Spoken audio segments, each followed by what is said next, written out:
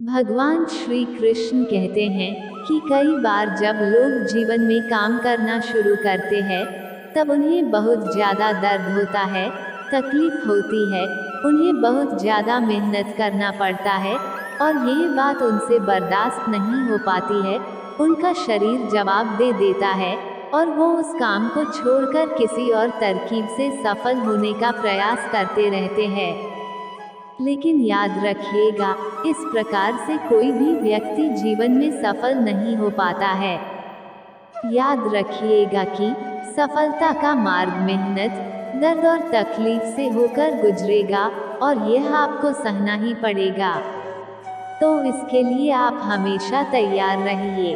तो चलिए इस बात को एक कहानी के माध्यम से समझते हैं। एक बार एक मूर्तिकार अपनी छीनी और हथौड़ी से एक पत्थर को भगवान की मूर्ति का आकार देने का प्रयास कर रहा था। जैसे ही वह छीनी पर अपना हथौड़ा चलाता, वह पत्थर चिल्लाने लगता है और कहने लगता है कि ये क्या कर रहे हो, मुझे इतना मार क्यों रहे हो, मुझे बहुत दुख हो रहा है, तकलीफ हो रही है, पीड़ा हो रही है, मुझे अपने हाल पर छोड़ दो और यहाँ से चले जाओ। मूर्तिकार ने उस पत्थर से कहा, मुझे बहुत अच्छे से पता है कि तुम्हें बहुत ज़्यादा दर्द हो रहा है, तकलीफ हो रही है और तुम बहुत ही ज़्यादा पीड़ा में हो, लेकिन यदि आज तुमने इस दर्द को नहीं सहा, इस तकलीफ को नहीं सहा, तो जीवन भर तुम यही इसी प्रकार से पड़े रहोगे।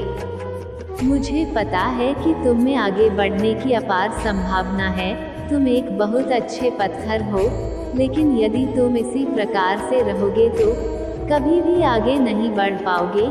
इतना कहकर मूर्तिकार औजार उठाए ही थे कि पत्थर फिर से चिल्लाने लगा, गिड़गिड़ाने लगा, विनती करने लगा कि मुझे अपने हाल पर छोड़ दो। मुझे पता है कि जीवन के लिए कौन सी चीज़ सही है और कौन सी चीज़ गलत है। मुझे बहुत ज़्यादा दर्द हो रहा है, अब मैं इस तकलीफ को बहुत ज़्यादा नहीं सह सकता। मैं जिस हाल में हूँ, मुझे उस हाल में छोड़कर तुम यहाँ से चले जाओ।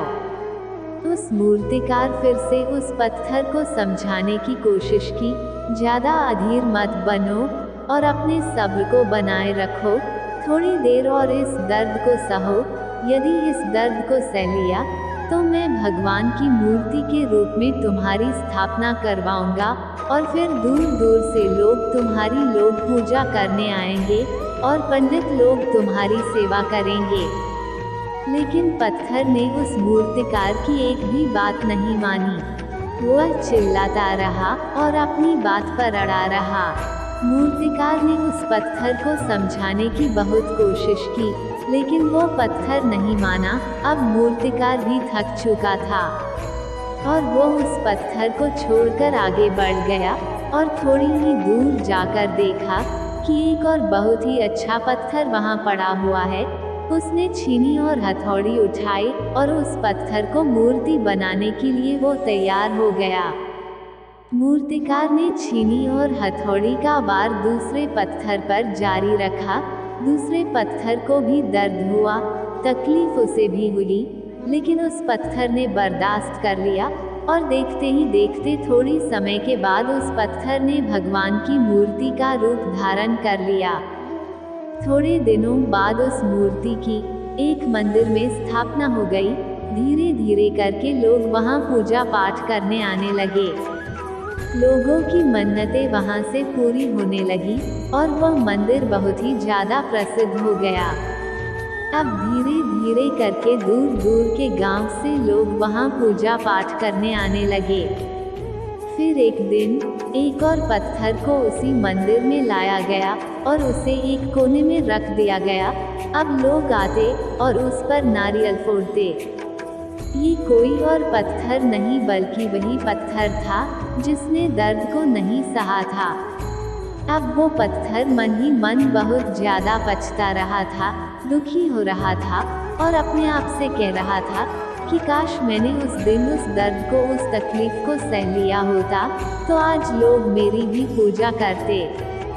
इसलिए आप भी अपने जीवन में हमेशा याद रखिएगा कि जब भी आप अपने जीवन की शुरुआत में किसी काम को कर रहे हो, पढ़ाई कर रहे हो या कोई भी काम कर रहे हो और उसमें आपको दर्द हो रहा है, तकलीफ हो रही है, ज़्यादा मेहनत करना पड़ रहा है, तो आप रुकिएगा मत। किसी और रास्ते की शुरुआत मत करिएगा, क्योंकि कोई और रास्ता आपको सफलता नहीं दे सकता है।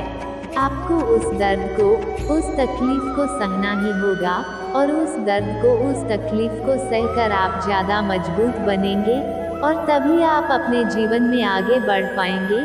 और जीवन में हमेशा याद रखिएगा कि आपको पहले पत्थर की तरह नहीं, बल्कि दूसरे पत्थर की तरह बनना है।